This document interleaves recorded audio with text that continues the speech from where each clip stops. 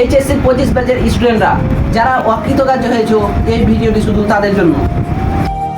যারা এ প্লাস পেয়েছো, ইচ্ছা করলে ভিডিওটি স্কিপ করতে পারো, কারণ আজকের এই ভিডিওটি তোমাদের জন্য না, আজকের এই ভিডিওটি তাদের জন্য যারা এবার এইচএসসি পরীক্ষায় অকৃতকার্য হয়েছে বা মন মতো রেজাল্ট হয়নি।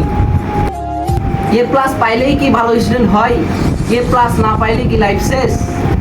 আমি জানি তোমাদের এই মুহূর্তে একটি কঠিন সময় পার হচ্ছে। তোমরা দয়া করে এই সময়টা অন্যের কথায় কান না দিয়ে টেবিলে ফিরে যাও।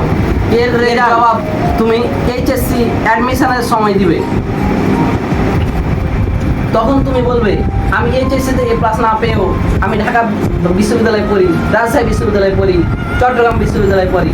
দরকার পড়লে এই ভিডিওটি সেভ করে রাখো, আমি তোমাদের ভালোর উদ্দেশ্যেই বলছি।